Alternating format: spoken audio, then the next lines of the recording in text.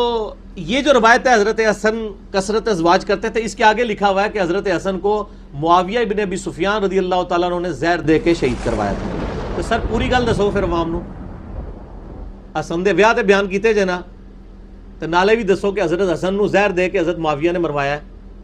ہو گئے نہیں روایتی جعلی ہے تو بیان کیوں کر دیو؟ یہ ساری تاریخی باتیں ہیں، بنو عباس اور زیادہ تو آل امیہ نے یہ سارے جھوٹ مچائے ہوئے ہیں۔ تو ہم تو دونوں باتوں کو غلط سمجھتے ہیں، ٹھیک ہے؟ ہم کہتے ہیں ایسی تاریخی روایتیں بیان کریں آپ جن تاریخی روایتوں کو کوئی سپورٹ حدیث کی کتابوں سے ملے۔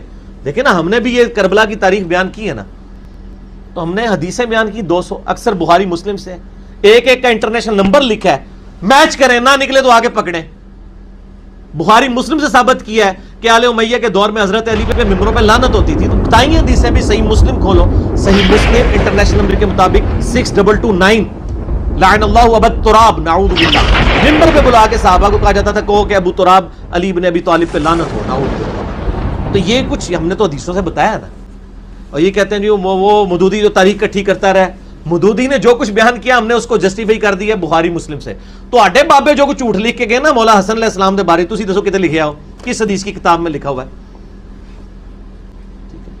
او شہادت عثمان ابن سبا نے کرا دی۔ میں کہتا ہوں یہ حدیث کی 6 کتابیں ہیں نا مین، ان میں ابن سبا کا کہیں نام دکھائے موجود ہو، اتنا بڑا واقعہ ہوا ہے۔ میں نے بخاری مسلم سے ثابت کیا ہے کہ حضرت عثمان غنی رضی اللہ تعالیٰ عنہ کی غلط پالیسیز کے ساتھ صحابہ کو اختلاف ہو گیا تھا۔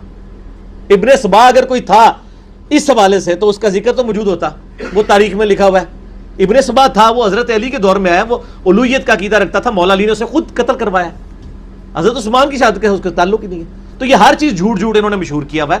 تو یہ مفتی صاحب سے کہتا ہوں یہ بھی بالکل جھوٹ آل امیہ کا ہے۔ اور مجھے یہ بتائیے کہ نبی علیہ السلام کا کیا ایک ہی نواسہ تھا؟ حسن حسین کٹھے ہی نام ہوتے ہیں نا۔ ترمذی میں حدیث ہے حسن و حسین جنتی نوجوانوں کے سردار ہیں، ہے نا؟ اکیلے حسن کا ہی نام ہے کیا؟ حسین علیہ السلام کا بھی نام ہے نا۔ ترمذی میں حدیث ہے، مسند احمد میں حدیث ہے، حسین مجھ سے ہے اور میں حسین ہوں، الحسین منی وانا من الحسین۔ اے اللہ اس سے محبت رکھ جو حسین سے محبت رکھے، اس سے دشمنی رکھ جو حسین سے دشمنی رکھے۔ اچھا پھر صحیح بخاری میں حسین علیہ السلام کے بارے میں جو آتا ہے، میں نے سچ پیپر میں یہ ساری حدیثیں ڈالی ہیں، ٹینشن نہیں لینی، جو کچھ بول رہے ہیں لکھے ہے بھائی، ایک کی گل لکھی ہے، اے نا 200 روایتیں۔ حسین علیہ السلام کے بارے میں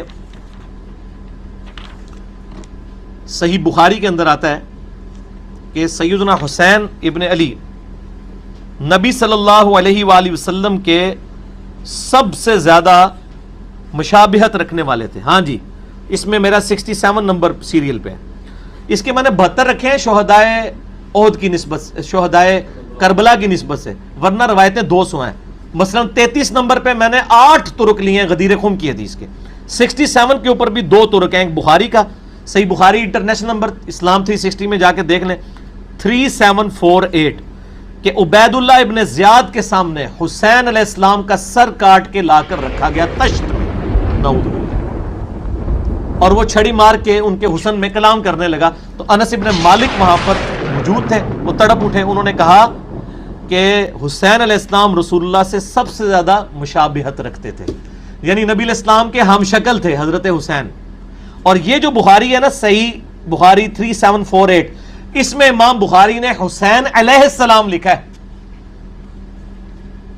اسلام 360 میں بھی دیکھ لیں، مکتبۃ الشاملہ میں دیکھ لیں، اور اسلام 360 میں بھی عربی دیکھنی ہے، اردو پھر مولوی وڑ گیا، انہیں علیہ السلام جگہ رضی اللہ تعالیٰ لکھتا ہے۔